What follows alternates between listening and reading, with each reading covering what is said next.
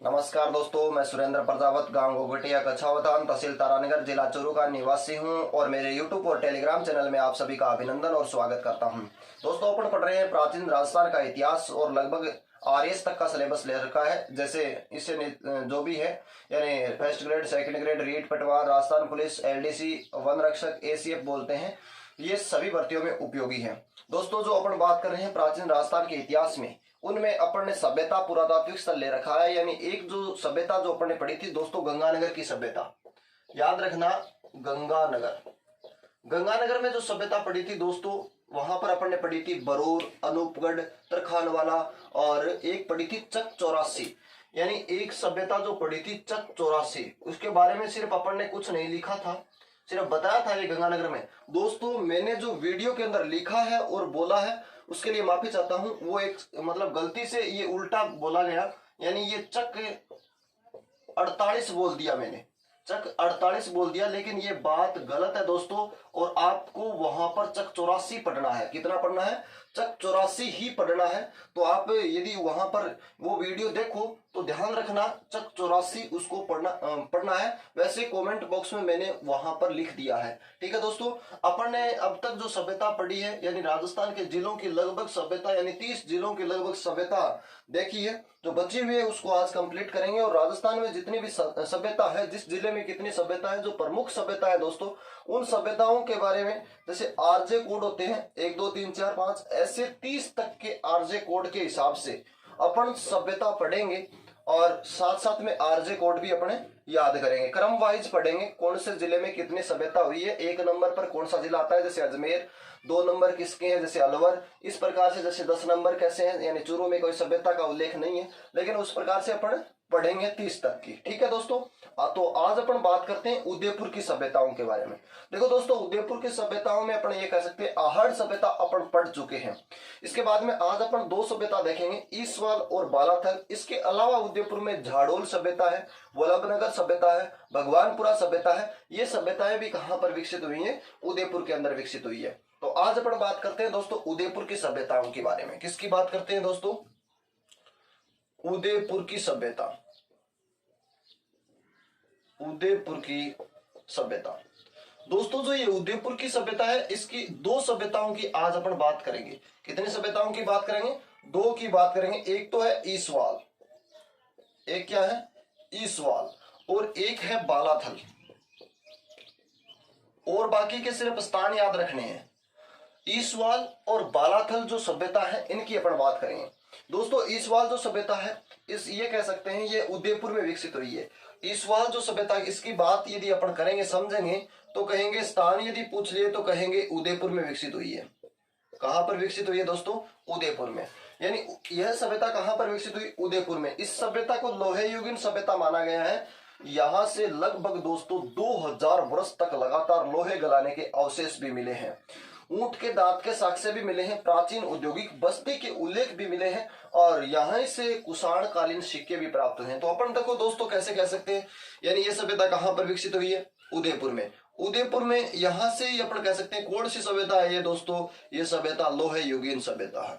इस वाल सभ्यता कौन सी सभ्यता है? लोहे युगीन सभ्यता है। इसी के बारे में अपन कह सकते हैं यहां से मिले हैं ऊंट के दांत के साक्ष्य, ऊंट के दांत के साक्ष्य। और यहीं से दोस्तों अपन बात करते हैं, लगभग अपने को पता चलता है कि 2000 वर्ष तक क्या गलाने के साक्ष्य हैं? लोहे गलाने के साक्ष्य। लोहे गलाने के साक्ष्य भी कहां से मिले हैं दोस्तों? उदयपुर से मिले हैं। कहां से मिले? यहीं से अपने को कुषाणकालीन सिक्के मिले हैं। कौन से सिक्के मिले हैं? कुषाणकालीन सिक्के। तो दोस्तों, ये है अपने पास में सभ्यता ईसवाल। इतनी सी बात इसमें याद रखनी है। तो ईसवाल सभ्यता अब लिखेंगे कैसे? तो आइए मेरे साथ में रफ कॉपी लीजिए और नोट कीजिए।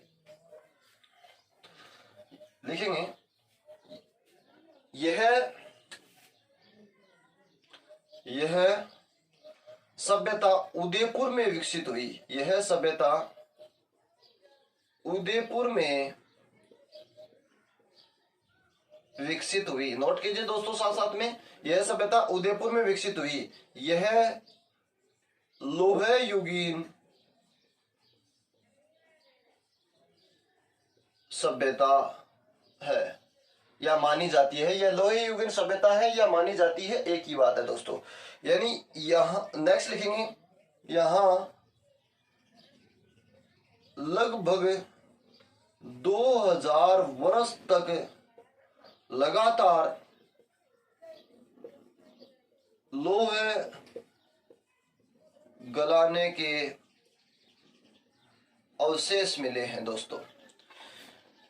यहां से ऊंट के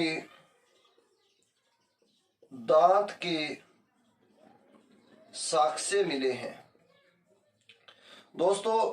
यहां से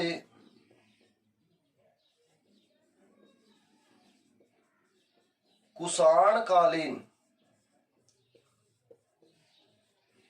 सिक्के भी मिले हैं दोस्तों। यहां से क्या मिले हैं, कुषाण कालीन सिक्के मिले हैं। ये है इस सवाल सभ्यता, आपको याद रखनी है।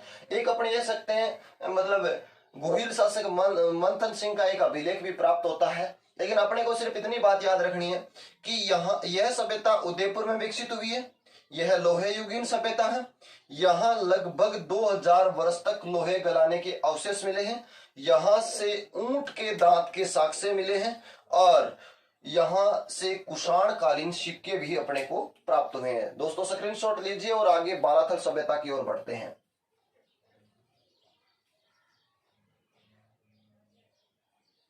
ले लिया होगा, आगे चलते हैं बालाथल सभ्यता की ओर। दोस्तों अब जो बालाथल सभ्यता जो उदयपुर में विकसित हुई है, इसकी वल्लभनगर तहसील उदयपुर में कह सकते हैं या वल्लभनगर सभ्यता के नाम से इसे जानते हैं, एक ही बात है। वल्लभनगर सभ्यता कह सकते हैं या वल्लभनगर तहसील के हिसाब से वल्लभनगर अपने बालाथल सभ्यता कहते हैं। दोस्तों याद रहे कि अपन जो पढ़ रहे हैं, अब जो अपनी सभ्यता है उसका नाम है बालाथल सभ्यता। बालाथल सभ्यता वल्लभनगर तहसील उदयपुर में विकसित हुई है, पहली बात। दूसरी बात अपन ये कह सकते हैं बेड़च नदी के किनारे विकसित हुई है। और तीसरी बात अपन ये कह सकते हैं इसकी खोज 1993 के अंदर डॉक्टर वीएन मिश्रा यानी वीरेंद्र नाथ मिश्रा ने की थी। और इसके समय काल की यदि अपन दोस्तों बात करते हैं तो कहेंगे 3000 ईसा पूर्व से 2500 ईसा पूर्व की मानी जाती है दोस्तों। यहां से यदि साक्ष्य के तौर पर बात करते हैं तो योगी मुद्रा के अंदर, यानी जिस प्रकार एक सुबह जब अपन कोई भी योगी संत वगैरह अपनी मुद्रा के अंदर जैसे अंगुली इस प्रकार से करके वो बैठता है, उस प्रकार से बैठा हुआ एक योगी मुद्रा में यहां से क्या मिला है, शव मिला है। और खुदाई जब कर रहे थे तो एक कपड़ा मिला था, कपड़े का वस्त्र का टुकड़ा, बुना हुआ वस्त्र का टुकड़ा मिला था, यानी हाथ से बने हुए वस्त्र का टुकड़ा मिला था। अपने ये कह सकते हैं इससे सिद्ध होता है कि यहाँ के लोग जो हैं ये कपड़ा बुनना भी जानते थे। यानी बैराट के बाद ये दूसरा स्थान है जो जहां पर बुना हुआ कपड़ा मिला है। अपने ये कह सकते हैं यहाँ पर 4000 साल पुराना लगभग एक कंकाल भी मिला था। उस कंकाल को मतलब कुष्ठ रोगी माना गया है। उस कंकाल को क्या रोगी माना गया है, कुष्ठ रोगी माना गया है। यहाँ पर गाय व बैल की मृण मूर्तियां भी मिली हैं। बालाथल सभ्यता से गाय व बैल की दोस्तों मृण मूर्तियां मिली हैं, जिन्हें बालाथल वुल कहा गया है। जिन्हें क्या कहा गया है, बालाथल वुल कहा गया है। इसके अलावा दोस्तों आहड़ उदयपुर से भी अपने को गाय व बैल की मृण मूर्तियां मिली थी, जिन्हें बनासियन वुल कहा गया है। इसके अलावा दोस्तों यदि अपन बात करते हैं ओजियानी जो भीलवाड़ा में पड़ती है, ओजियानी सभ्यता से अपने को गाय व बैल की मृण मूर्तियां मिली थी, जिन्हें ओजियानी वुल कहा गया था। दोस्तों यहाँ से 5 लोहे गलाने की लगभग भट्टी भी मिली है। यहाँ से पत्थर की एक ओंखली भी मिली है दोस्तों। एक दुर्गनुमा भवन भी मिला है और एक मतलब 11 एक अपने ये कह सकते हैं यहाँ से एक 11 मकानों या 11 कमरों वाला एक विशाल भवन भी मिला है दोस्तों। यहाँ से सांड और कुत्ते की मूर्तियां भी मिली हैं। अपन ये कह सकते हैं लोग यहाँ के पशुपालन, कृषि और शिकार का सिस्टम भी जानते थे, ऐसा उल्लेख बालाथल सभ्यता से मिलता है। दोस्तों बालाथल सभ्यता के बारे में पहले समझिए और फिर लिखेंगे।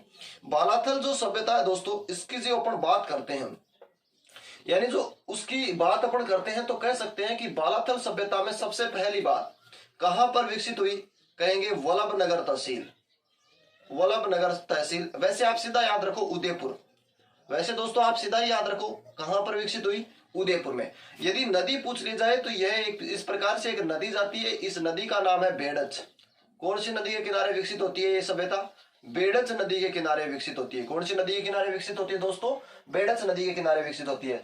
बालाथल सभ्यता की यदि खोज की बात करें दोस्तों, तो खोज में अपन कह सकते हैं doctor VN. Mishra, VN. Mishra, VN. Mishra, doctor Virendra नाथ मिश्रा 1993 के अंदर इसकी खोज करते हैं, ऐसा उल्लेख मिलता है। दोस्तों यहीं से कहा जाता है, यदि इसकी अपन समय काल की बात करते हैं तो कह सकते हैं 3000 ईसा पूर्व से यानी बीसी से 2500 बीसी इसका समय काल माना जाता है दोस्तों।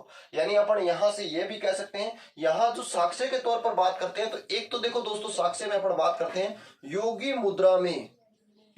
मुद्रा में एक 100 मिला। योगी मुद्रा में 100 कौन सी सभ्यता से मिला है? बालाथल सभ्यता से मिला है। ठीक है दोस्तों, यानी एक यहां से जब खुदाई कर रहे थे तो एक बुना हुआ कपड़ा मिला, बुना हुआ वस्त्र मिला, बुना हुआ वस्त्र या कपड़ा मिला। ये जो बुना हुआ वस्त्र मिला है इससे दोस्तों सिद्ध होता है कि यहाँ के लोग कपड़ा बुनना जानते थे। ये बुना हुआ वस्त्र इससे पहले कहां से मिल चुका है? यानी प्रथम बार विराटनगर से मिला था। विराटनगर या बेराट कहां से? जयपुर से मिला था। और ये कौन सी बार हो गया? सेकंड बार हो गया। दोस्तों यहीं से अपन बात करते हैं तो गाय व बैल की मृण मूर्ति भी अपने को मिली है। मृण मूर्ति कहां से मिली है? बालाथल से। और इनको कहा है बालाथल वूल। क्या कहा है दोस्तों? बालाथल वूल कहा है। इसके अलावा कहां से मिली दोस्तों? यही चीज लिखेंगे, आहड़ से मिली है और ओजियानी से मिली है। ओजियानी आहड़ से मिली है, उन्हें बनासियन वुल। और जो पहले मैंने लिखा दिया दोस्तों वैसे तो इन्हें ओजियानी वुल। यानी अपने को याद रखना दोस्तों, गाय व बैल की जो मृण मूर्ति मिली थी वो कहां से मिली थी, ये बात अपन कह सकते हैं। यानी अपन कह सकते हैं बालाथल वुल, जो बालाथल सभ्यता से, आहड़ जो बनासियन वुल, और ओजियानी वुल एक सेम नाम से ही सिद्ध होता है। नेक्स्ट दोस्तों यहां से यदि अपन बात करते हैं तो लगभग 4000 साल पुराना एक मानव कंकाल मिला। मानव क्या मिला था? कंकाल मिला था। इस कंकाल से इसे क्या माना है? इसे कुष्ठ रोगी माना गया। यहीं से दोस्तों पत्थर की ओंखली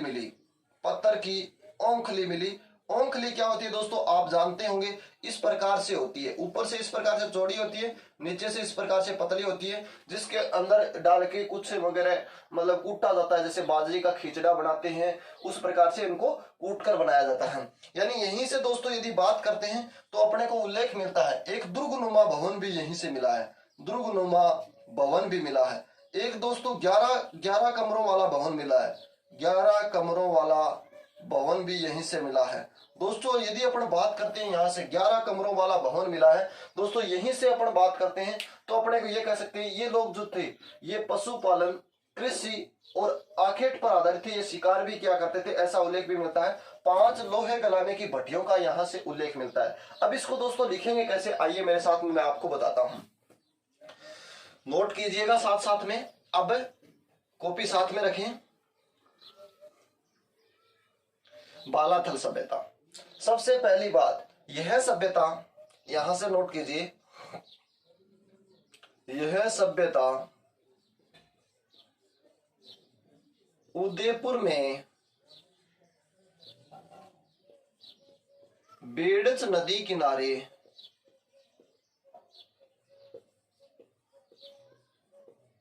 विकसित हुई। यह सभ्यता उदयपुर में बेड़च नदी किनारे विकसित हुई तथा इसकी खोज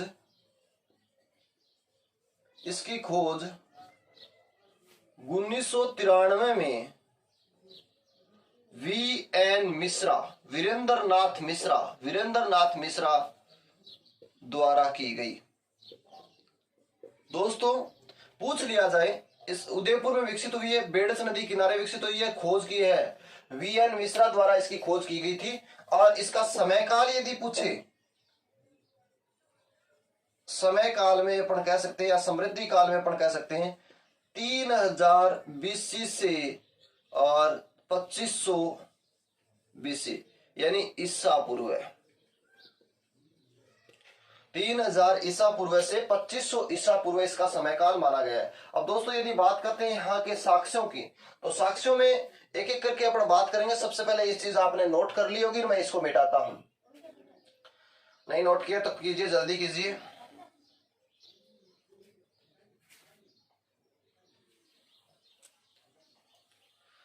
अब दोस्तों बात करते हैं अपन बालाथल जो सभ्यता पढ़ रहे हैं, बालाथल सभ्यता के साक्ष्यों की बात करते हैं। बालाथल उदयपुर। साक्ष्यों में अपन देखते हैं दोस्तों, साक्ष्यों में सबसे पहला साक्ष्य लिखेंगे योगी मुद्रा में, योगी मुद्रा में एक शव मिला। योगी मुद्रा में क्या मिला था? एक शव मिला था और खुदाई में बुना हुआ वस्त्र मिला। ये एक इससे पहले बुना हुआ वस्त्र कहां से मिल चुका है दोस्तों? इससे पहले यानी प्रथम बार बैराट जयपुर से मिला। सेकंड बार कहां से मिला? बालाथल उदयपुर से। प्रथम बार कहां से मिला था? बैराट जयपुर से मिला था बुना हुआ वस्त्र। ठीक है दोस्तों, इसके बाद में यदि बात करते हैं तो एक 4000 साल पुराना मानव कंकाल मिला। यहां से 4000 साल पुराना, मेरे साथ साथ में लिखते रहिए, मानव कंकाल मिला। मानव कंकाल मिला जिसे कुष्ठ रोगी माना जाता है, जिसे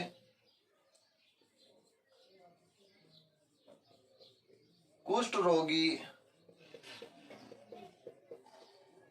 माना जाता है, जिसे कुष्ठ रोगी माना जाता है। 4000 साल पुराना मानव कंकाल मिला जिसे क्या माना जाता है दोस्तों?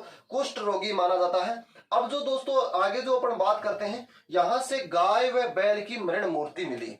यहीं से लिखेंगे आगे, यहां से गाय व बैल की मृण मूर्ति मिली। गाय व बैल की क्या मिली थी? मृण मूर्ति मिली थी, जिसे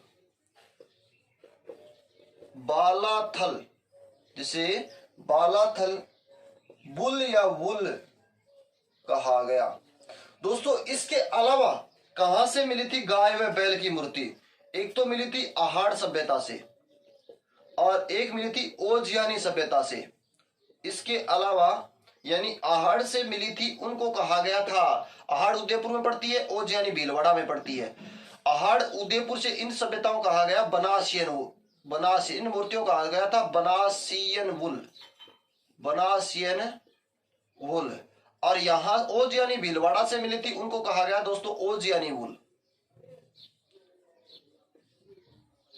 ये दोस्तों याद रखना कि गाय व बैल की मृण मूर्तियां 3 जगह से मिलती है। आहाड़ उदयपुर से मिलती है, उन्हें बनासियन वुल। ओजियानी भीलवाड़ा से मिलती है, उन्हें ओजियानी वुल। बालाथल से मिलती है, बालाथल उदयपुर से जो मिलती है, उन्हें बालाथल वुल कहा गया। उन्हें क्या कहा गया? बालाथल वुल कहा गया। ऐसी बात आप याद रखना दोस्तों जो आगे जो मिलता है, यहां से अपन ये कह सकते हैं, यहां तांबे के सिक्के मिले थे। क्या मिले थे? तांबे के सिक्के मिले थे, जिन सिक्कों के ऊपर हाथी व चंद्रमा की आकृति अंकित है। इससे पहले भी अपन पढ़ चुके हैं एक सभ्यता, यानी वहां की सभ्यता भी अपन पढ़ चुके हैं। वहां की सभ्यता, एक सभ्यता और भी है ऐसी, यानी नगर जो सभ्यता अपन ने पढ़ी थी टोंक, यानी अपन कह सकते हैं यहाँ के सिक्कों, यहाँ के तांबे के सिक्कों पर यहां से मिले तांबर सिक्कों पर हाथी व चंद्रमा की आकृति मिली। यहां से मिले सिक्कों पर हाथी व चंद्रमा की आकृति मिली। इसके अलावा यदि बात करते हैं तो दोस्तों कह सकते हैं, ब्रैकेट में लिख लेना, इसके अलावा नगर टोंक के सिक्कों पर हाथी व चंद्रमा की आकृति भी मिलती है। दोस्तों याद रखना कि अपन जो पढ़ रहे हैं ये बालाथल सभ्यता है। यहां से कुछ तांबे के सिक्के मिले थे, जिनके ऊपर हाथी और चंद्रमा की आकृति मिलती है। जिनके ऊपर किसकी आकृति मिलती है दोस्तों? हाथी व चंद्रमा की आकृति मिलती है। इसके अलावा जो नगर टोंक जो अपन ने पढ़ा था उसमें भी जो सिक्के मिले थे उन सिक्कों पर हाथी व चंद्रमा की आकृति मिली है। तो हाथी और चंद्रमा की आकृति की दो सभ्यता अपन पढ़ सकते हैं। एक तो कहेंगे बालाथल सभ्यता जो उदयपुर में, एक नगर सभ्यता जो कहेंगे टोंक के अंदर। दोस्तों इसका स्क्रीनशॉट लीजिए, फिर आगे बढ़ते हैं। साक्ष्य में भी स्क्रीनशॉट ले लिया होगा, आगे बढ़ते हैं। याद रखिए दोस्तों, यहीं से अपने को क्या प्राप्त होता है? अपने ये कह सकते हैं कि 5 लोहे गलाने की भट्टियां भी मिली हैं, एक पत्थर की ओखली भी मिली है, एक दुर्गनुमा भवन भी मिला है। यानी कह सकते हैं यहाँ 5 लोहे गलाने की, लगभग 5 लोहे गलाने की भट्टियां, लगभग 5 लोहे गलाने की भट्टियां मिली। कहां से मिली दोस्तों? बालाथल से। एक दुर्गनुमा भवन मिला, दुर्गनुमा भवन मिला। एक दुर्गनुमा भवन भी कहां से मिला था? बालाथल से। और एक पत्थर की ओंखली मिली, पत्थर की ओंखली। दोस्तों ओंखली जो होती है इस प्रकार से ऊपर से चौड़ी होती है, मुसल से कूटी जाती है, इस प्रकार से नीचे से इस प्रकार होती है, और इसके अंदर एक इस प्रकार का एक मुसल रखा जाता है। इस मुसल को बीच से पकड़कर इस प्रकार का मुसल बना होता है, अपने ये कह सकते हैं।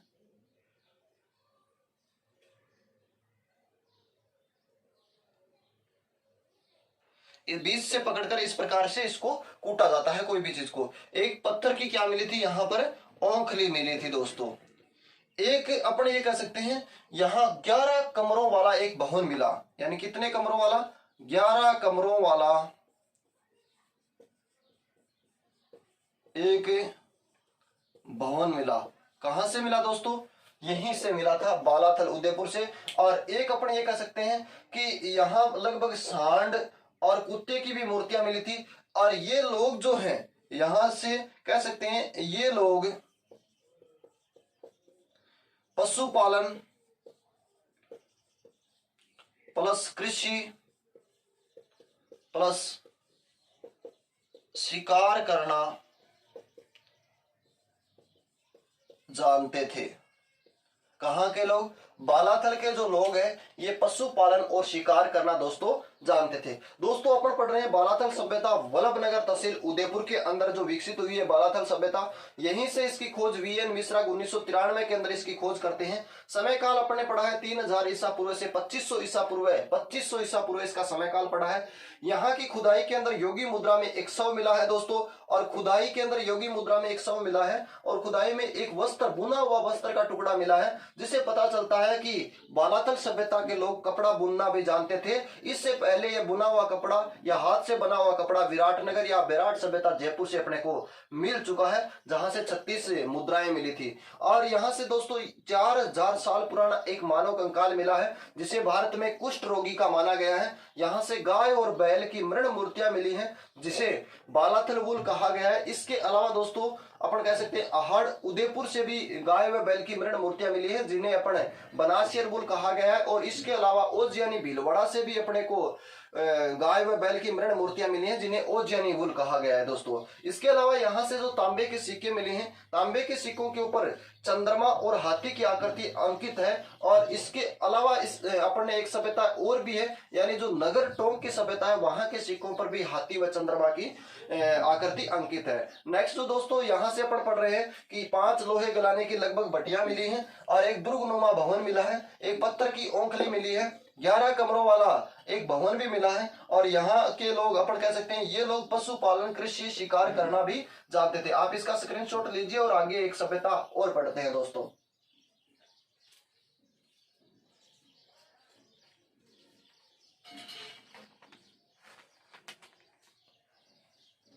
ले लिया होगा दोस्तों स्क्रीनशॉट, आगे चलते हैं।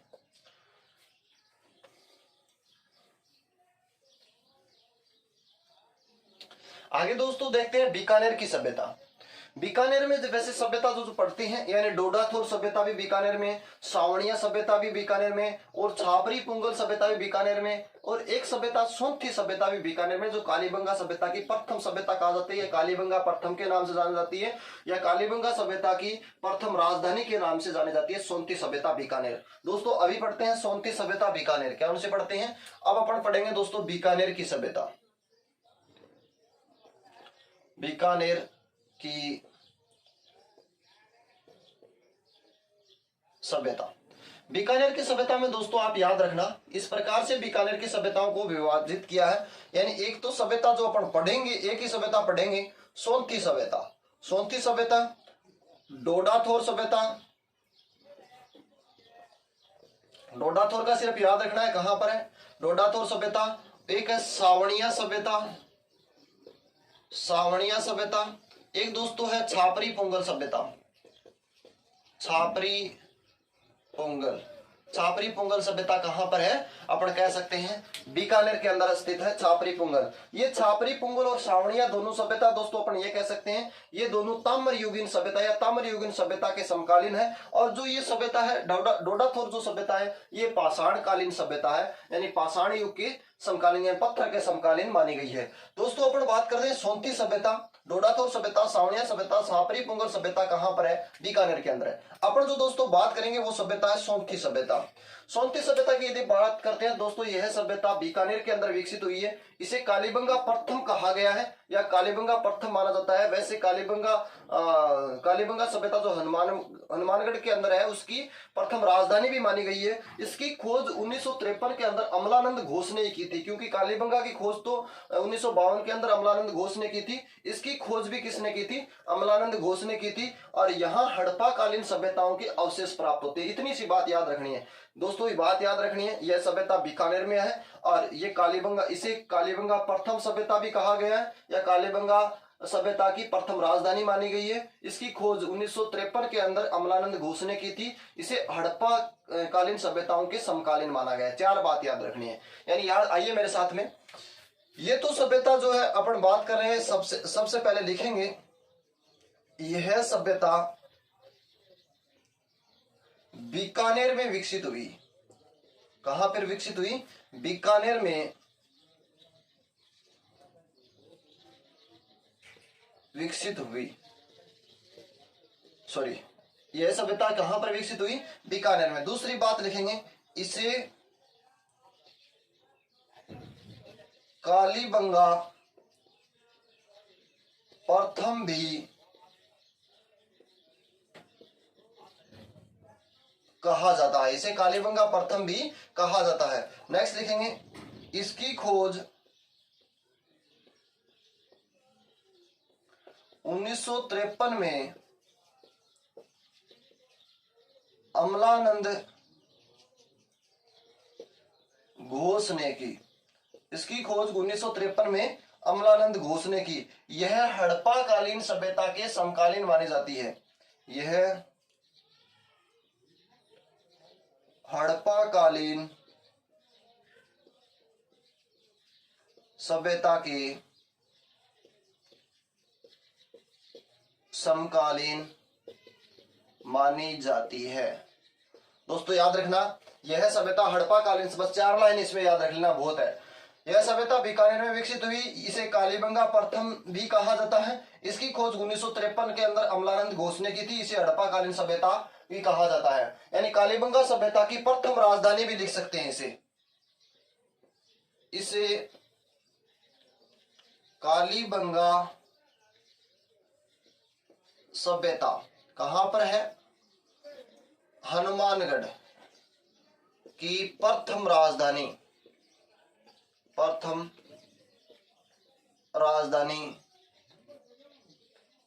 कहा जाता है या कालीबंगा सभ्यता की प्रथम राजधानी मानी जाती है। दोस्तों ये सभ्यता अपन पढ़ रहे थे बीकानेर की, स्क्रीनशॉट लीजिए। और इसके बाद में आप यदि इसमें लिखना चाहें तो ये पाषाण युगीन सभ्यता, पाषाण युगीन, और ये जो दोनों है ये ताम्र युगीन। बस स्क्रीनशॉट लीजिए और आगे बढ़ते हैं।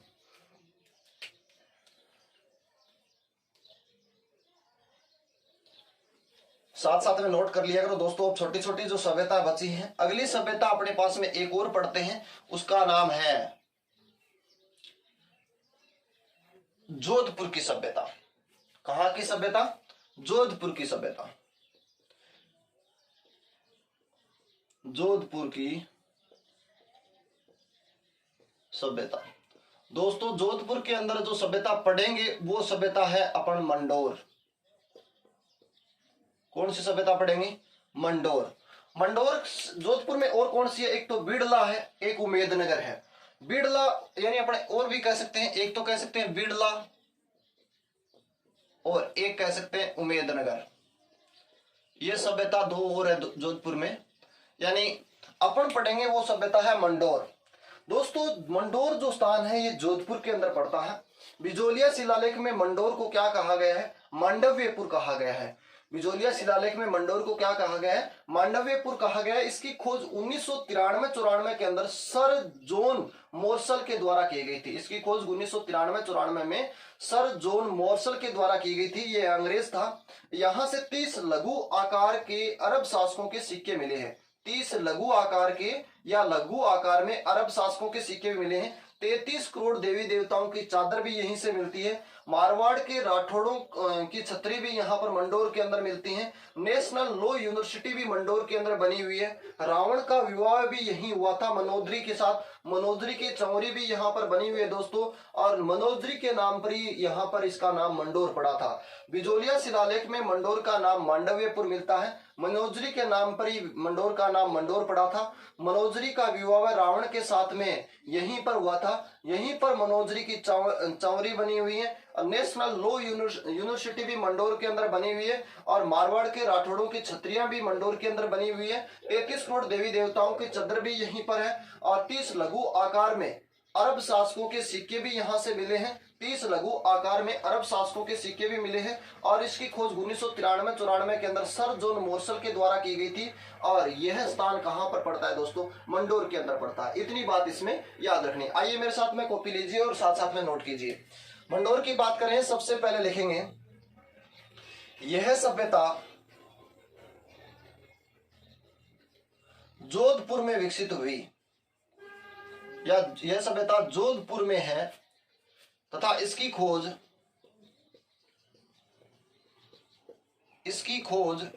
1993-94 में सर जॉन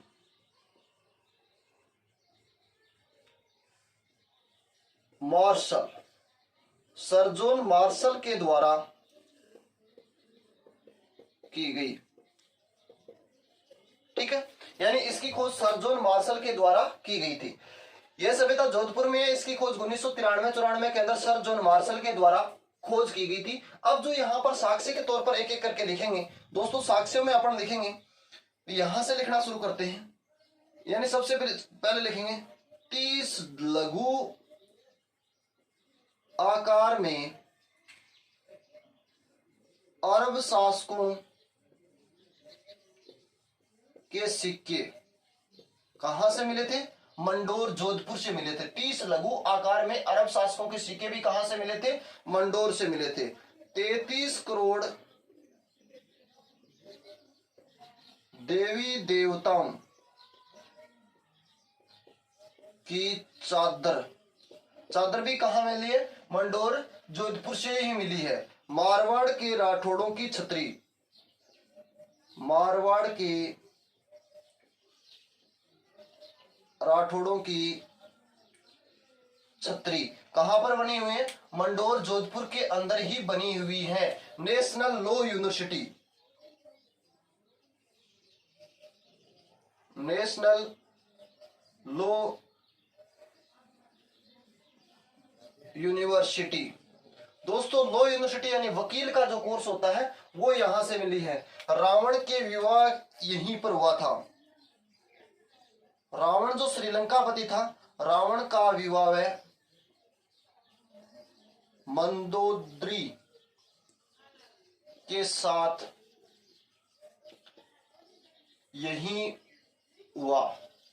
रावण का विवाह मनोदरी के साथ में कहां पर हुआ था? यहीं पर हुआ था। नेक्स्ट दोस्तों लिखेंगे, यहां पर क्या है? मंदोदरी की विवाह चौरी बनी है।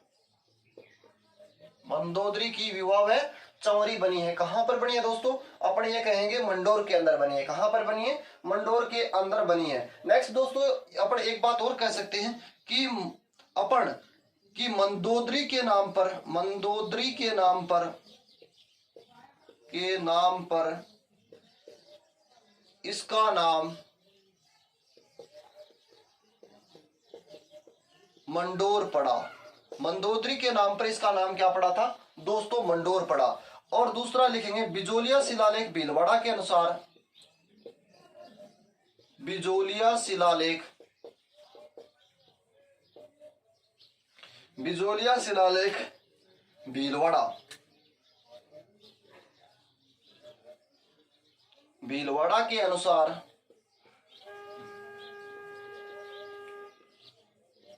मंडोर का नाम मांडव्य, मांडव्यपुर मिलता है। दोस्तों ये है मंडोर की सभ्यता। जोधपुर के अंदर जो सभ्यताओं की बात करते हैं तो कहेंगे मंडोर और बिड़ला और उमेदनगर।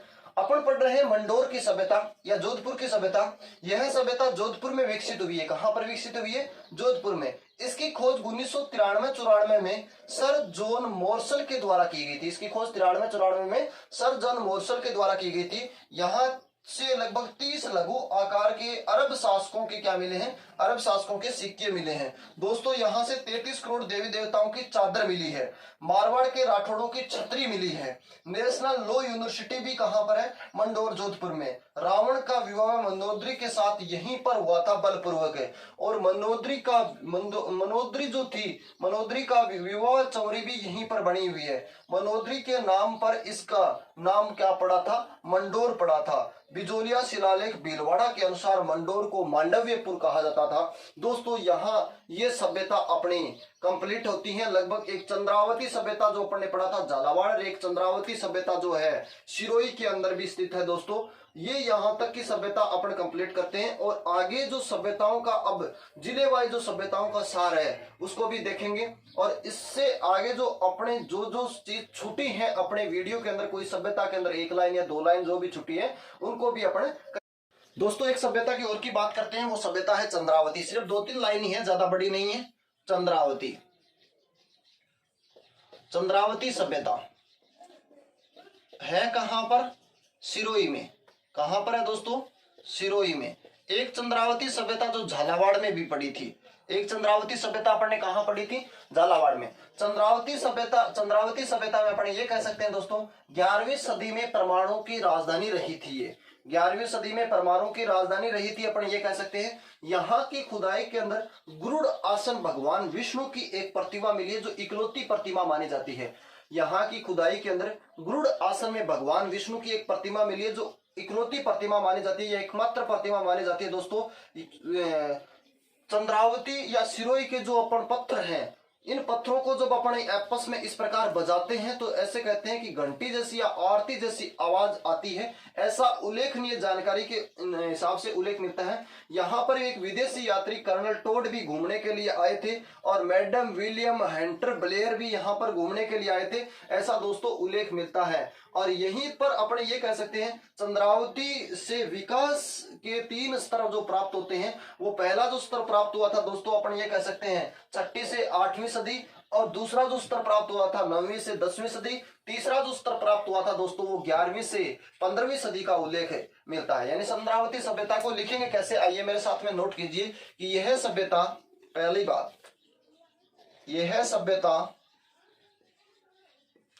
यह सभ्यता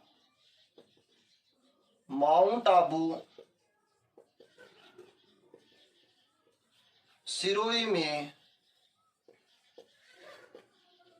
विकसित हुई। ठीक है दोस्तों, दूसरी बात लिखेंगे, यह सभ्यता माउंट आबू सिरोही के अंदर विकसित हुई। यहां से भगवान विष्णु की गरुड़ आसन, यानी भगवान विष्णु की यहां से गरुड़ आसन इकलौती प्रतिमा मिली। इकलौती या एकमात्र कह सकते हैं, इकलौती प्रतिमा मिली। कहां से मिली है? चंद्रावती सभ्यता सिरोही से। यहां से भगवान विष्णु की गरुड़ आसन इकलौती या एकमात्र प्रतिमा मिली थी। दोस्तों एक बात यहां से चंद्रावती के बारे में कहा जाता है कि यहाँ के पत्थरों को आपस में बजाने पर आरती जैसी आवाज आती है। यानी यहां से लिख सकते हैं, एक किंवदंती के अनुसार कहा जाता है यहाँ के पत्थरों को बजाने पर आरती जैसी ध्वनि निकलती है। ऐसी एक किंवदंती के अनुसार माना जाता है कि चंद्रावती सिरोही की पत्थरों को आपस में बजाने पर आरती जैसी गूंज नजर आती है और चंद्रावती को विशाल मंदिरों का शहर भी कहा जाता है। ये बात भी कह सकते हैं, इसे चंद्रावती को या सिरोही को विशाल मंदिरों का शहर भी कहते हैं। विदेशी यात्री की यदि बात करें दोस्तों, यहां पर कर्नल टोड व विलियम, अपन कह सकते हैं कर्नल टोड व मैडम विलियम हंटर और ब्लेयर, लिखेंगे मैडम विलियम हंटर ब्लेयर घूमने आए थे। यानी ये बात दोस्तों, इतनी सी बात इस सभ्यता के अंदर अपने याद रख सकते हैं। यानी यह सभ्यता माउंट आबू सिरोही के अंदर विकसित हुई है। इस यहां से भगवान विष्णु की गरुड़ासन इकलौती प्रतिमा मिली है और यहाँ के पत्थरों को बजाने पर आरती जैसी ध्वनि निकलती है। सिरोही को विशाल मंदिरों का शहर भी कहा जाता है। यहाँ पर कर्नल टोड और मैडम हंटर ब्लेयर भी घूमने आए थे, ऐसा उल्लेख दोस्तों चंद्रावती सभ्यता में अपने को मिलता है। देखो दोस्तों, आगे जो बचा है उसको अपन देखते हैं। आगे जो अब बची है चीजें उनको एक एक करके देखेंगे और उसके बाद में जो सभ्यताओं का भी कोई रूप बचा है तो उनमें भी देखेंगे। अब जो दोस्तों अपन इसमें देख रहे हैं उनका रूप प्रारूप अपन एक ही हिसाब से देखेंगे सारे, और बाकी जो नेक्स्ट टाइम में जो देखेंगे उनमें अब अलग अलग तरीके से आरजे कोड के हिसाब से अपन चेक करेंगे। तो अब जो देख रहे हैं यानी मानव के बारे में देखेंगे। किसके बारे में देखेंगे? सबसे पहले तो आपको समझना है मानव। सभ्यताओं की बात करें, जो छूटा था उसके पार्ट की बात करें, मानव के बारे में देखेंगे। यानी आदमी जो था सर्वप्रथम इसने पत्थर का प्रयोग किया था। जब आदमी जम्यो जामने के बाद में सैनों पहले पोत पाषाण का प्रयोग किया था। पाषाण को अपन बोलते हैं पत्थर। क्या बोलते हैं? पाषाण को क्या बोलते हैं? पत्थर। इसी कारण पत्थर का प्रयोग करने के कारण इसको कहा पाषाण युगीन। क्या कहा? पाषाण युगीन। सर्वप्रथम मानव ने किसका प्रयोग किया था? अपन कह सकते हैं मानव ने प्रथम बार किसका प्रयोग किया था? जाम्यो मानव जामने के बाद में सबसे पहले पत्थर का प्रयोग किया था। इस युग को कहा गया पाषाण युगीन। पत्थर के बाद में मानव ने देखो दोस्तों प्रयोग किया था तांबे का। 2 नंबर पर किसका प्रयोग किया था? तांबे का। तांबे का प्रयोग के कारण मानव को कहा गया ताम्र युगीन। यहाँ कौन सी सभ्यता मानी गई? ताम्र युगीन सभ्यता मानी गई। और कहते हैं दोस्तों तांबे के बाद में मानव ने जो तीसरी बार जो प्रयोग किया था उसका प्रयोग किया था कांस्य का। किसका प्रयोग किया था दोस्तों? कांस्य का। यानी मानव जो सबसे पहले पाषाण और दूसरा तांबा और तीसरा किसका प्रयोग किया है? अपन कह सकते हैं कांस्य का। यानी अपन कह सकते हैं तांबा प्लस टिन को मिलाकर क्या बनाया जाता है? तांबा प्लस टिन को मिलाकर क्या बनाया जाता है? कांसा बनाया जाता है दोस्तों। यानी इस सभ्यता को किस काल, इसके काल को किस काल से जाना गया? किस नाम से जाना गया? कांस्य युगीन सभ्यता। किस नाम से जाना गया? कांस्य युगीन सभ्यताओं के या कांस्य युग के बारे में जाना गया। दोस्तों कांसा प्रयोग करने के बाद मानव ने जो चौथी बार देखा, यानी आगे जो चौथी बार जब मानव आता है तो चौथी बार में मानव प्रयोग करता है लोहे का, जो नवपाषाण काल भी बोल सकते हैं, लोहे का प्रयोग करता है। और लोहे के प्रयोग करने के कारण इस सभ्यताओं को कहा गया लोहे युगीन सभ्यता। किस नाम से जाना गया? लोहे युगीन सभ्यता। तो ये जो प्रारूप है, यानी जो पाषाण काल है, इसको भी 3 भागों में बांटा गया। तो अपरागैतिहासिक जो काल है इनको भी 3 भागों में बांटा गया था। दोस्तों अपन जो यहां से कर रहे हैं, मानव की बात कर रहे हैं, मानव पाषाण। सबसे पहले पत्थर का प्रयोग, पत्थर के प्रयोग के कारण मानव को पाषाण युगीन कहा गया। और दूसरी बार तांबे का प्रयोग ज्यादा हुआ था तो ताम्र युगीन के बारे में कहा गया। और तीसरी बार किसका प्रयोग किया था? कांस्य का प्रयोग, यानी तांबे और टिन को मिलाकर कांसा बनाया जाता है तो इसको कांस्य युगीन कहा गया। और चौथी बार जो लोहे का प्रयोग करता है तो उसे लोहे युगीन सभ्यताओं के नाम से जाना गया। तो दोस्तों इसको लिखेंगे कैसे वो देखते हैं, यानी ये बात आपको समझ में आ गई होगी। देखते हैं कैसे लिखेंगे। यानी देखो आपको एक लाइन में कैसे लिखना है। लिखेंगे मानव ने सर्वप्रथम, पहली बार लिखेंगे मानव ने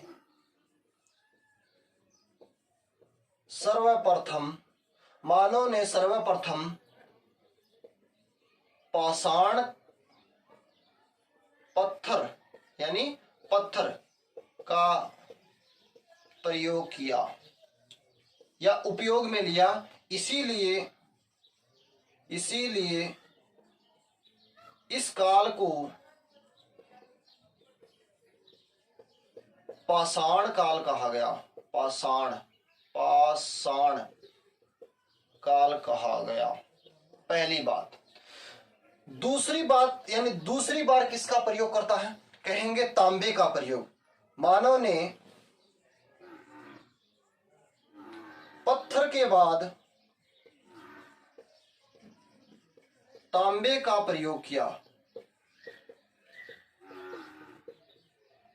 इसी कारण इस काल को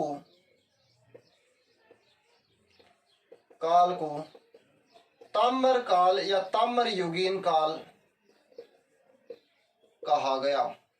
ठीक है, अगली दोस्तों बात करेंगे। मानव ने तांबे के बाद, लिखेंगे साथ साथ में, तांबे के बाद कांसे का प्रयोग किया। कांसा किससे बना होता है? यानी कहेंगे टिन प्लस तांबा मिलाकर बनाया जाता है। कांसे का प्रयोग किया, इसी कारण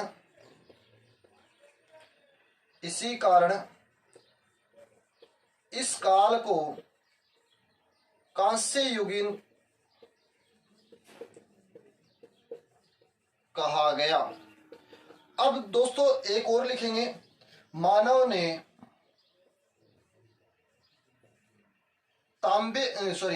कांस्य के बाद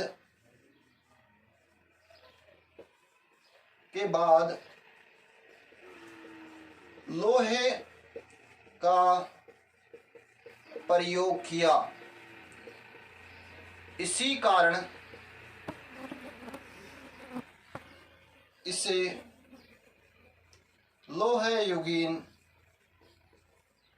कहा गया। दोस्तों ध्यान रहे आप सभी को कि मानव की बात कर रहे हैं। मानव में आप स्क्रीनशॉट लेना साथ साथ में। मानव ने सर्वप्रथम पाषाण पत्थर का प्रयोग किया, इस काल को पाषाण काल कहा गया। मानव ने पत्थर के बाद में तांबे का प्रयोग किया, इस काल को ताम्र युगीन कहा गया। मानव ने तांबे के बाद कांसे का प्रयोग किया, इस काल को कांस्य युगीन काल कहा गया। मानव ने कांसे के बाद लोहे का प्रयोग किया, इस काल को क्या कहा गया दोस्तों? लोहे युगीन काल कहा गया। क्या कहा गया? लोहे युगीन काल कहा गया। हाँ दोस्तों, अब आगे अपन देखते हैं। स्क्रीनशॉट ले लिया होगा आपने। अब जो आगे जो इतिहास काल की बात कर रहे हैं, काल का विभाजन भी अपन करते हैं। काल का विभाजन किस प्रकार से करते हैं? जो अपन ने इतिहास के जो प्रथम स्रोत जाने थे उनमें ये चीज छूट गई थी। अब अपन काल का विभाजन करते हैं, यानी इतिहास जो काल है अपना, इतिहास काल का दोस्तों अपन करते हैं विभाजन। क्या करते हैं? विभाजन करते हैं। देखो इस प्रकार से करते हैं दोस्तों, 1, तीन कालखंडों में वैसे तो अपन ने पहले ही बांटा था, लेकिन अब देखेंगे। एक तो देखो दोस्तों, प्राग ऐतिहासिक काल, आद्य ऐतिहासिक काल और ऐतिहासिक काल, तीन उपखंडों में बांटते हैं। यानी कहेंगे प्रागे ऐतिहासिक काल, प्रागे ऐतिहासिक काल, और एक हो जाएगा आद्य ऐतिहासिक काल। दोस्तों अगला हो जाएगा ऐतिहासिक काल, ऐतिहासिक काल।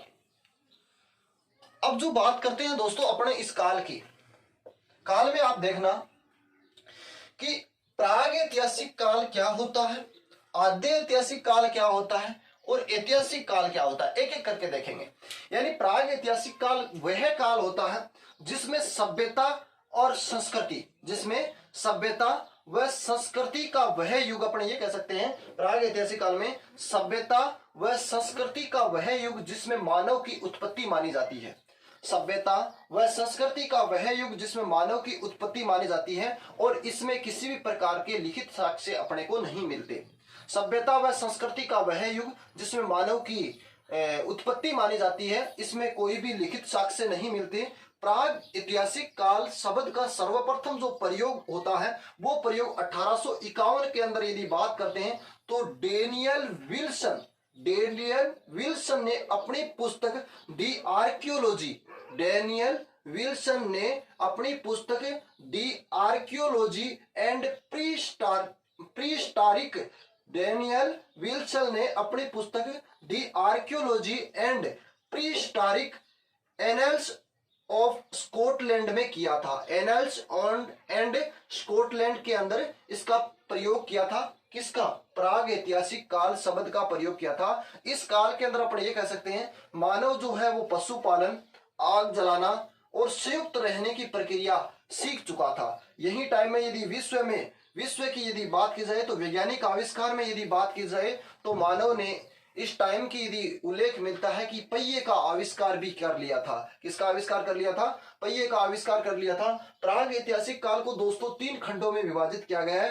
पाषाण काल अपन कह सकते हैं, प्रारंभिक पाषाण काल, मध्य पाषाण काल और उत्तर पाषाण काल या नव पाषाण काल के नाम से इसको जाना गया है। इसके अंदर यदि अपन अवलोकन देखते हैं तो प्रारंभिक पाषाण काल है ये 5 लाख से 10 लाख ईसा पूर्व तक का माना जाता है और जो मध्य पाषाण काल है ये 10,000 से 6,000 ईसा पूर्व माना जाता है। और यदि इसकी बात करें अपन नव पाषाण काल या उत्तर पाषाण काल की दोस्तों तो कह सकते हैं कि 7,000 ईसा पूर्व के बाद का जो काल है उसे नव पाषाण काल या उत्तर पाषाण काल के नाम से जानते हैं। दोस्तों सबसे पहले देखते हैं प्राग ऐतिहासिक काल। प्राग ऐतिहासिक काल में अपन ये कह सकते हैं, लिख सकते हैं कि मानव व संस्कृति का, अपन ये कह सकते हैं सभ्यता व संस्कृति का वह युग जिसमें मानव की उत्पत्ति मानी जाती है, इसे प्राग ऐतिहासिक काल कहते हैं। इसमें लिखेंगे प्राग ऐतिहासिक काल में सभ्यता व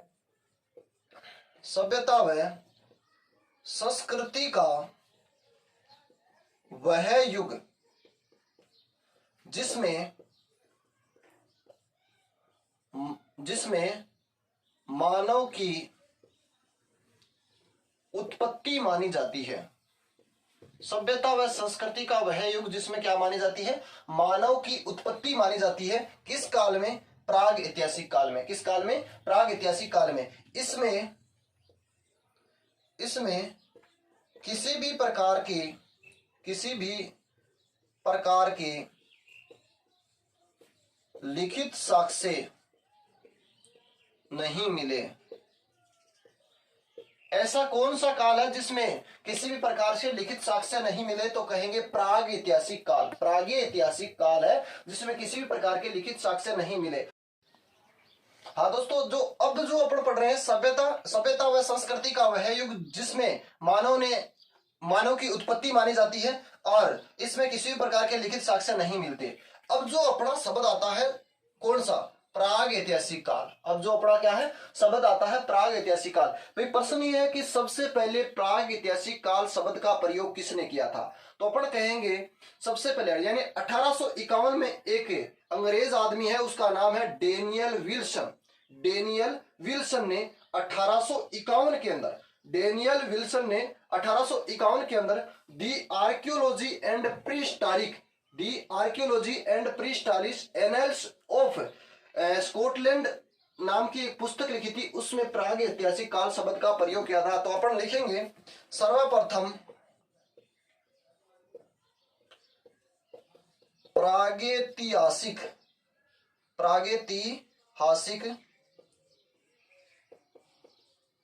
शब्द का प्रयोग 1851 में डेनियल विल्सन ने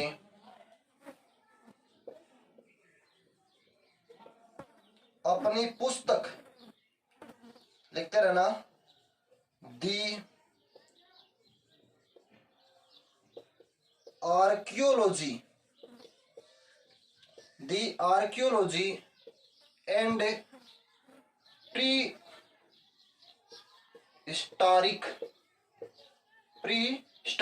यानी दोस्तों इसका नाम मिलता है प्रीहिस्टोरिक, यानी अपन ने लिखा है prehistoric of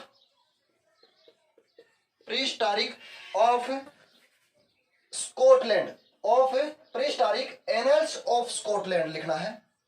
prehistoric annuls, sorry यहां लिखना एनल्स एंड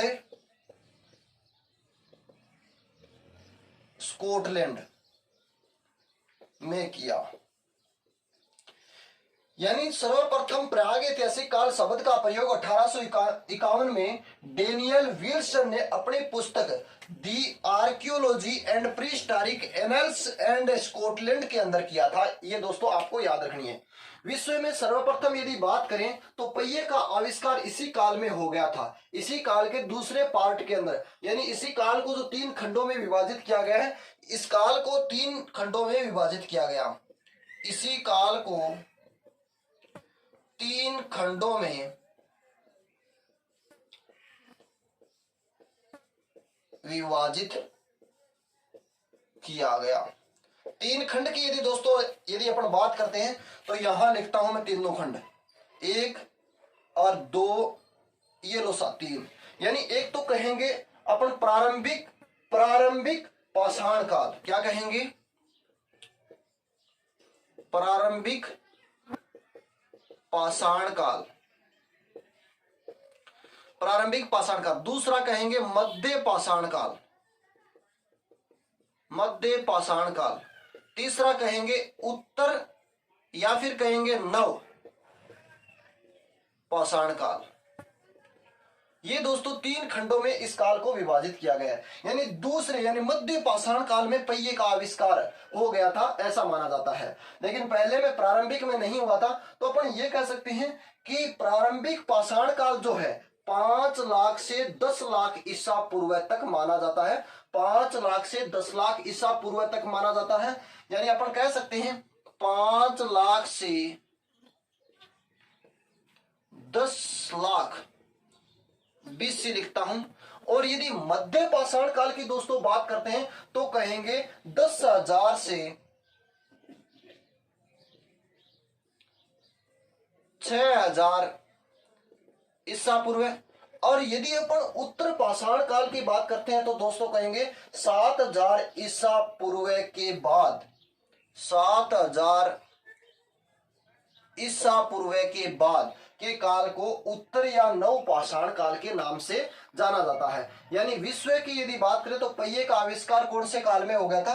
प्रागैतिहासिक काल के अंदर हो गया था। दोस्तों इसी काल के अंदर अपन एक बात और भी कह सकते हैं कि मानव जो था वो पशुपालन, आग जलाना और संयुक्त रहना भी सीख चुका था। ये बात भी अपन कह सकते हैं। यानी इसी काल में लिखेंगे, इसी काल में मानव पशुपालन व आग जलाना व और क्या कह सकते हैं, पशुपालन, आग जलाना और संयुक्त रहना सीख लिया था। प्रागैतिहासिक काल में सीख लिया था। प्राग ऐतिहासिक काल में मानव ने पशुपालन, तीनों कालों को मिलाकर पशुपालन और आग जलाना और संयुक्त रहना, एक जगह रहना सीख लिया था, ऐसा उल्लेख मिलता है। एक बार फिर से रिपीट कर देता हूं, फिर आगे बढ़ते हैं। प्राग ऐतिहासिक इतिहास काल को 3 भागों में बांटा है। प्राग ऐतिहासिक काल, आधे ऐतिहासिक काल, ऐतिहासिक काल। प्राग ऐतिहासिक काल दोस्तों सभ्यता व संस्कृति का वह युग जिसमें मानव की उत्पत्ति मानी जाती है और इसमें किसी भी प्रकार के लिखित साक्ष्य नहीं मिलते हैं। सर्वप्रथम प्राग ऐतिहासिक काल शब्द का प्रयोग 1851 में डेनियल विल्सन ने अपनी पुस्तक the archaeology and prehistoric annals and Scotland में किया था। इसी काल को 3 खंडों में विभाजित किया है। प्रारंभिक पाषाण काल, मध्य पाषाण काल, उत्तर या नव पाषाण काल। प्रारंभिक पाषाण काल, इसी काल में मानव ने पशुपालन और आग जलाना और संयुक्त रहना भी दोस्तों सीख लिया था, ऐसा उल्लेख मिलता है। आगे जो अपन बात करते हैं उसका नाम है आद्य ऐतिहासिक काल। कौन से स्क्रीनशॉट लेना चाहे तो ले सकते हैं और आगे बढ़ते हैं।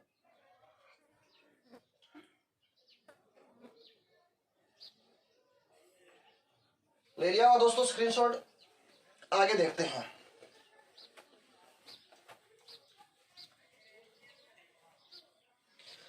अब जो ये काल तो अपन ने पढ़ लिया है, अब है आद्य ऐतिहासिक काल। दोस्तों आद्य ऐतिहासिक काल में क्या पढ़ते हैं वो देखते हैं कि आद्य ऐतिहासिक काल में मानव व सभ्यता के लिखित साक्ष्य तो मिलते हैं परंतु उन्हें पढ़ा नहीं गया या पढ़ा नहीं जा सकता।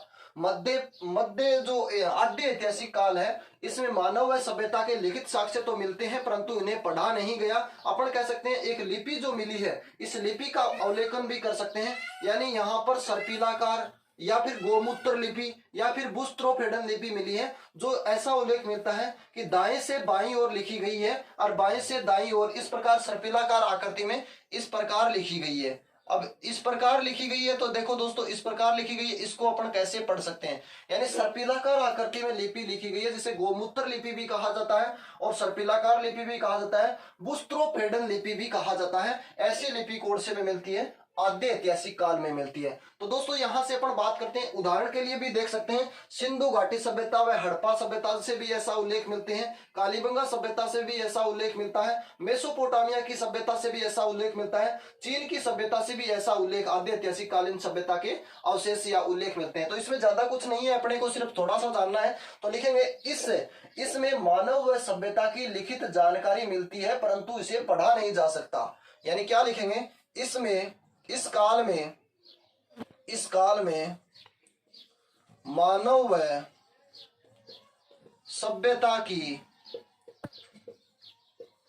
लिखित साक्ष्य तो मिलते हैं परंतु इन्हें पढ़ा नहीं जा सकता। एक दूसरे के ऊपर ओवरलैपिंग लिपि भी इसे कह सकते हैं। जैसे लिपि मिली है यहां पर, जैसे लिपि की यदि बात करें तो दोस्तों यहां पर कह सकते हैं सर्पिलाकार लिपि। क्या कह सकते हैं, सर्पिलाकार लिपि, सर्पिलाकार लिपि। सर्पिलाकार को अपन कहते हैं बुस्ट्रोफेडन लिपि, फेदन या फेडन लिपि भी कहते हैं, इसी का नाम है। इसी को कहते हैं गोमूत्र लिपि, इसी को क्या कहते हैं, गोमूत्र लिपि। और ये जो लिपि है सेंधव लिपि, और इस लिपि का उल्लेख क्या है, यह लिपि दाएं से बाईं ओर लिखी गई है, दाएं से बाईं ओर लिखी गई है, इसी कारण इसे पढ़ा नहीं जा सकता। यानी यहां से जो लिपि मिली है सर्पिलाकार लिपि, बुस्ट्रोफेडन लिपि, गोमूत्र लिपि, यह लिपि दाएं से बाईं ओर लिखी गई है, इसी कारण इसे पढ़ा नहीं जा सकता। और एग्जाम्पल यदि उदाहरण देखते हैं ऐसे लिपि के तो कह सकते हैं हड़प्पा सभ्यता या सिंधु घाटी सभ्यता। यानी एग्जाम्पल या उदाहरण देखते हैं तो ऐसी लिपि कहां पर मिली है, एक तो दोस्तों मिली है कालीबंगा से, एक मिली है सिंधु घाटी से, और एक मिली है दोस्तों मेसोपोटामिया,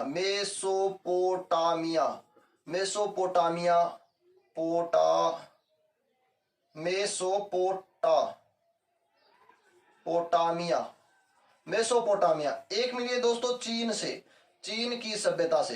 तो याद रहे आपको, कालीबंगा सभ्यता से भी इस प्रकार की लिपि मिली है, सिंधु घाटी या हड़प्पा सभ्यता से भी इस प्रकार की लिपि मिली है, मेसोपोटामिया जो इराक का शहर है वहां से भी मिली है, और चीन की सभ्यता से भी ऐसी लिपि का उल्लेख मिलता है। दोस्तों कालीबंगा सभ्यता अपने को पढ़ाई है अपने हनुमानगढ़ जिले के अंदर है। मेसोपोटामिया की सभ्यता जो इराक और ईरान के मध्य का क्षेत्र है, अपन कह सकते हैं एक दजला और दूसरी है फिरात, दजला और फिरात नदियों के मध्य के बीच में यह सभ्यता विकसित हुई है। चीन की सभ्यता जो होंगो नदी के किनारे विकसित हुई है, और ये सभी इसी काल की मानी गई है, ये सभी आद्य ऐतिहासिक काल की सभ्यता मानी गई है। यानी कालीबंगा, सिंधु घाटी, मेसोपोटामिया, चीन की सभ्यता आद्य ऐतिहासिक काल की मानी गई है, और यहाँ से इस प्रकार की लिपि का उल्लेख मिलता है जो आज तक है पढ़ी नहीं गई है। दोस्तों स्क्रीनशॉट लीजिए और आगे बढ़ते हैं।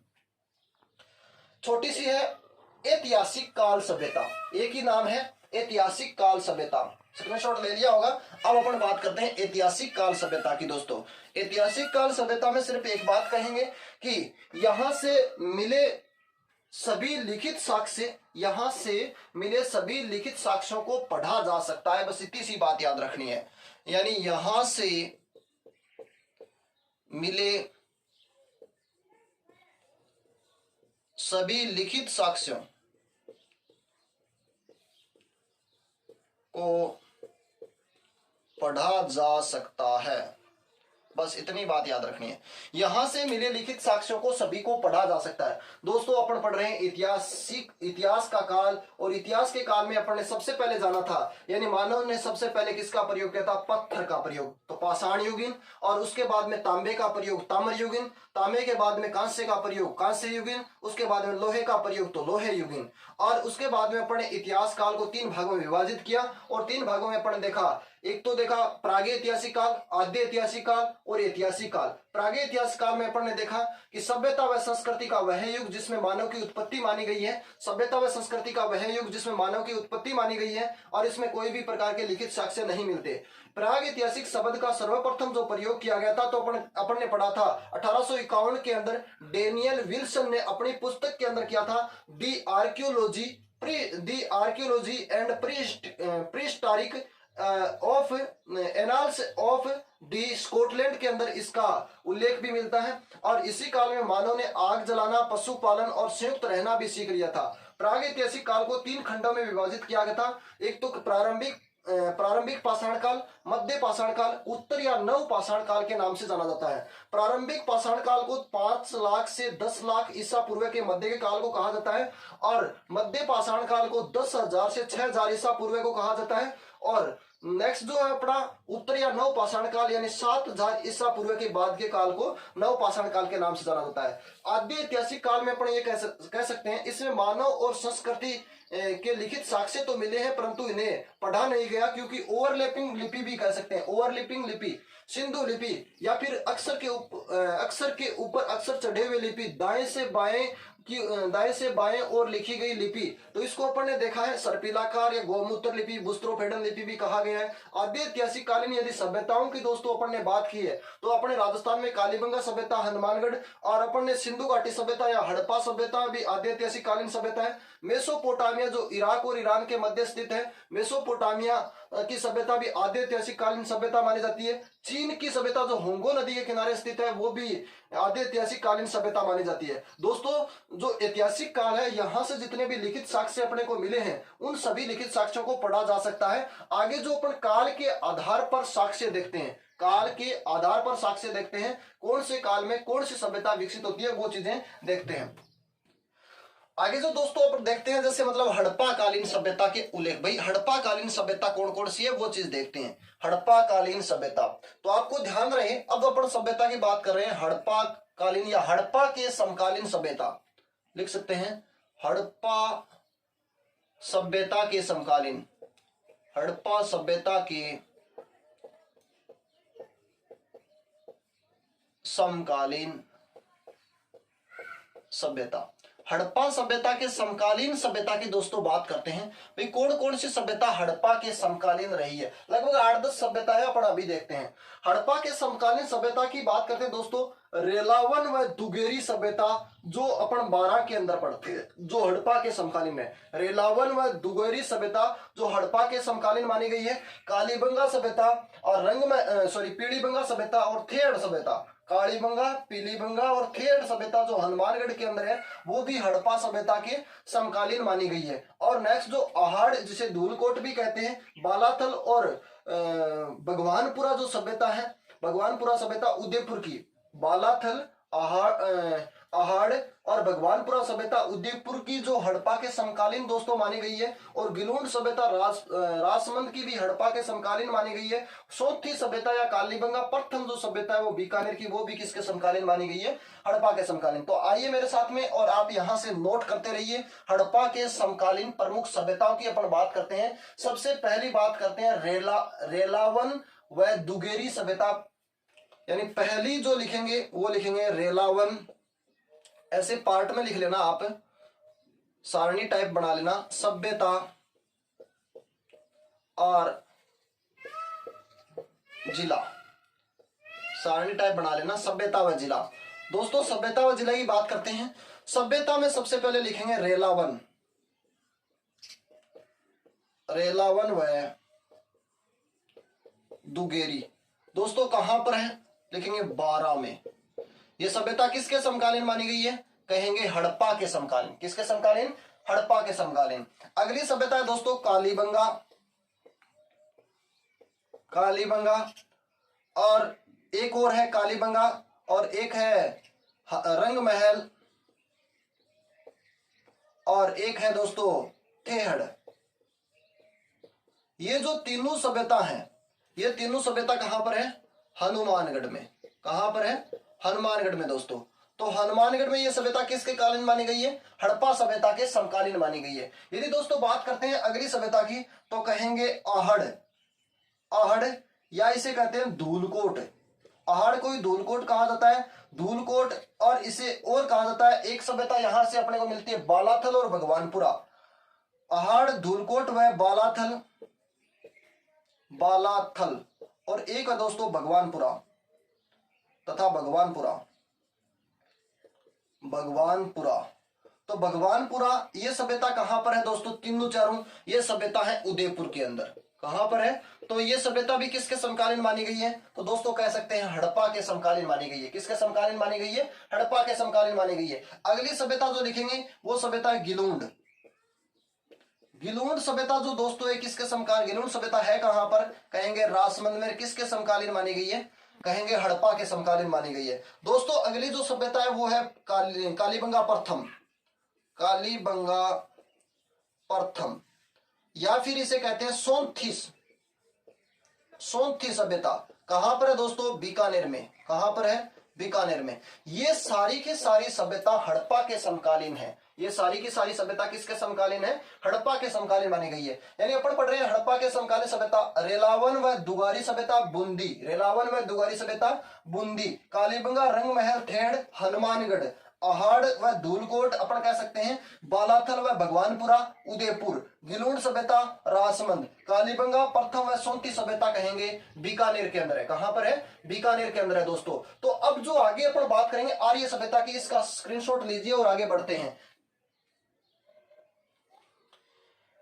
ले लिया होगा स्क्रीनशॉट, आगे बढ़ते हैं दोस्तों। आगे जो बात करते हैं वो आर्य सभ्यता, यानी आर्य सभ्यता के समकालीन सभ्यता।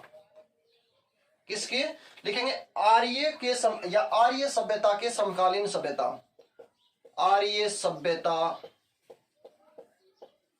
के समकालीन सभ्यता। आर्य सभ्यता के समकालीन सभ्यता की अपन बात करते हैं दोस्तों। आर्य सभ्यता के समकालीन सभ्यता की अपन बात करते हैं तो अपन लिखते हैं, सबसे पहले देखो बात आती है सुनारी सभ्यता जो झुंझुनू में, बेराट और जोधपुरा जो सभ्यता है वो जयपुर के अंदर है। सुनारी सभ्यता झुंझुनू में, बेराट जो सभ्यता है वो कहां पर है, जयपुर के अंदर। जोधपुरा जो सभ्यता है वो कहां पर है, जयपुर के अंदर है। नोह सभ्यता जो कहां पर है, भरतपुर के अंदर है। और चक 84 84 और दूसरी यदि बात करते हैं तरखान वाला और अनूपगढ़ की यदि बात करते हैं तो गंगानगर में आती है। ये सभी की सभी सभ्यता किस में मानी जाती है, आर्य युगीन सभ्यता मानी जाती है। क्या मानी जाती है, आर्य युगीन सभ्यता मानी जाती है। दोस्तों अपन कह सकते हैं, देखो सबसे पहली बात यानी कहेंगे सुनारी, सुनारी जो सभ्यता है ये कहां पर आती है, कहते हैं झुंझुनू में। कहां पर आती है, झुंझुनू में। सुनारी सभ्यता कहां पर है, झुंझुनू में। झुंझुनू की सभ्यता, ये सुनारी जो सभ्यता है ये आर्य युगीन सभ्यता मानी जाती है। और अगली जो बात करते हैं बैराट, किसकी बात करते हैं, बैराट सभ्यता। परस में किसकी बात करते हैं दोस्तों, जोधपुरा सभ्यता। किसकी बात करते हैं, जोधपुरा सभ्यता। कहां पर है, जयपुर में। किसके समकालीन माना गया है, आर्य सभ्यता के समकालीन माना गया है। किसके समकालीन माना गया है, आर्य सभ्यता के समकालीन माना गया है। अगली जो सभ्यता की बात करते हैं दोस्तों, आर्य युगीन यानी नोह जो सभ्यता है अपनी, नोह सभ्यता कहां पर है, भरतपुर में है। नोह सभ्यता कहां पर है, भरतपुर में। ये सभ्यता को भी किसके समकालीन माना गया है, आर्य सभ्यता के समकालीन माना गया है। एक जो सभ्यता अपनी और आती है यानी चक 84, चक 84, और एक है अपनी तरखान वाला, और एक है अपनी अनूपगढ़। ये जो दोस्तों तीनों सभ्यताएं हैं ये श्री गंगानगर में है। कहां पर है, श्री गंगानगर में। श्री गंगानगर में यानी ये सभ्यताएं जो इतनी है, सुनारी, झुंझुनू, बैराट, जोधपुरा, जयपुर, नोह, भरतपुर, चक 84, तरखान वाला और अनूपगढ़, श्री गंगानगर, ये सभ्यताएं सभी की सभी कहां क्या कहा जाती है, आर्य युगीन सभ्यता के समकालीन मानी जाती है। अब जो दोस्तों अपने पास में अगली जो सभ्यता है ताम्र युगीन सभ्यता है, स्क्रीनशॉट लीजिए और आगे बढ़ते हैं। हाँ दोस्तों, अब आगे चलते हैं। ताम्र युगीन सभ्यताओं के बारे में जानकारी, किसकी, ताम्र युगीन सभ्यता के समकालीन। किसके समकालीन कहेंगे, ताम्र युगीन सभ्यता के समकालीन।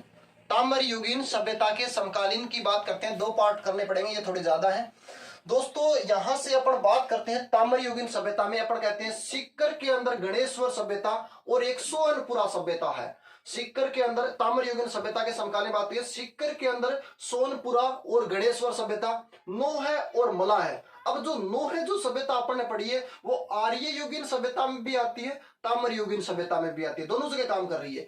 नोह जो सभ्यता है भरतपुर की, वो आर्य सभ्यता में भी आती है और ताम्र सभ्यता में भी आती है। तो अपन कह सकते हैं कि ताम्र युगीन सभ्यताओं के अंदर नोह और मला है, भरतपुर की सभ्यता आती है।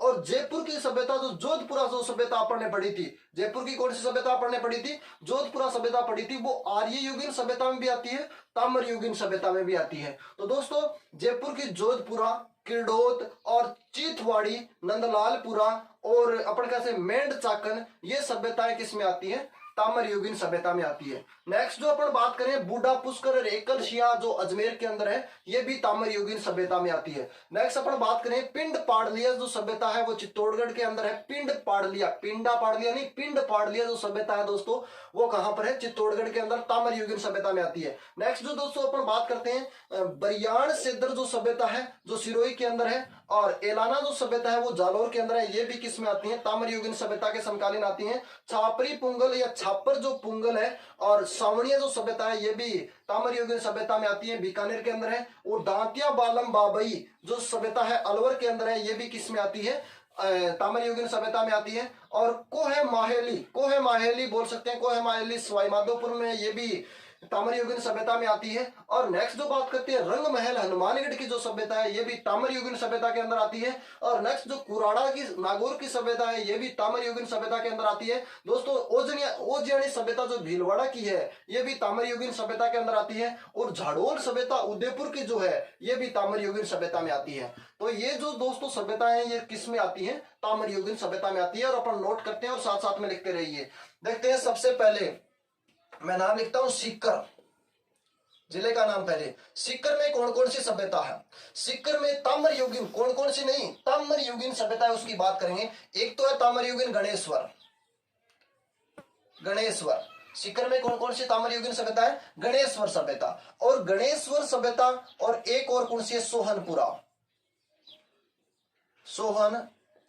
सीकर में ये सभ्यता होगी गणेश्वर सभ्यता और सोहनपुरा। अब दोस्तों बात करता हूं भरतपुर की, इसकी बात करता हूं भरतपुर की। भरतपुर में लिखेंगे नोह प्लस मला है, नोह प्लस मला है जो सभ्यता ये कहां की हो जाएगी दोस्तों, भरतपुर की हो जाएगी। अब जो आगे जो दोस्तों बात करता हूं जयपुर की, किसकी बात करता हूं, जयपुर की बात करता हूं। जयपुर में कहेंगे जोधपुरा,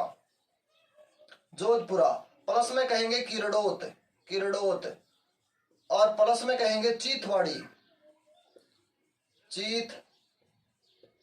वाड़ी, प्लस में कहेंगे मेंढचाकन, मेंढचाकन। और एक और सभ्यता जो नंदलालपुरा, प्लस में कहेंगे नंदलालपुरा।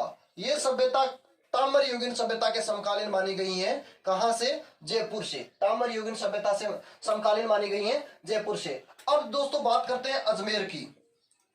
किसकी बात करते हैं? एक तो अजमेर में है बूढ़ा पुष्कर, बूढ़ा पुष्कर सभ्यता, पुष्कर। और एक जो अजमेर के अंदर और आती है उसका नाम है अजमेर में एकल शिहा, एकल शिहा। ये सभ्यता भी किसके समकालीन मानी गई है? ताम्र के समकालीन मानी गई। किसके समकालीन मानी गई है दोस्तों? ताम्र के समकालीन। अब अगली बात करते हैं चित्तौड़गढ़ की, यानी कहां की बात करते हैं? चित्तौड़गढ़ की। चित्तौड़गढ़ में एक सभ्यता है उसका नाम है पिंड पाड़लिया, पाड़लिया। पिंड पाड़लिया सभ्यता किसके समकालीन आती है दोस्तों? कहेंगे ताम्र युगीन सभ्यता के समकालीन आती है। नेक्स्ट जो है बरियाण सेदर जो सभ्यता है वो सिरोही में आती है। अगली सभ्यता की बात करते हैं सिरोही की। किसकी बात करते हैं? सिरोही की। नाम क्या लिखेंगे? सिरोही में जो सभ्यता है बरियाण, बरियाण सेदर, बरियाण सेदर। दोस्तों बरियाण सेदर जो सभ्यता है ये कहां पर आती है? सिरोही के अंदर आती है। एक है दोस्तों एलना सभ्यता, एलना या एलाना सभ्यता, एलना या एलाना भी कहते हैं। ये सभ्यता दोस्तों कहां पर है? कहेंगे जालोर में। और ये भी किसके समकालीन आती है? ताम्र के समकालीन आती है। अब दोस्तों इधर चलते हैं आगे की ओर। जालोर तक आ गए। जालोर के बाद में अपन बात करते हैं अपने पास में छापरी, पुंगल और सावणिया सभ्यता, यानी बात करते हैं बीकानेर की। किसकी बात करते हैं? बीकानेर की। बीकानेर में कौन सी है? छापरी, पुंगल और एक और कौन सी है? सावणिया, सावणिया। दोस्तों आगे जो बात करते हैं बीकानेर के अंदर छापरी, पुंगल और सावणिया। एक दांतिया बालम बसाई यानी अलवर, अलवर की बात करेंगे तो कहेंगे दांतिया बालम बसाई। ये सभ्यता कहां पर है दोस्तों? कहेंगे अपन अलवर। कहां की कहेंगे? अलवर। अब दोस्तों आगे की अपन और बात करते हैं तो अपने कोल मोहेली सभ्यता आती है, यानी को है माहेली जो सभ्यता आती है वो सवाई माधोपुर, यानी बात करेंगे सवाई माधोपुर की, माधोपुर की।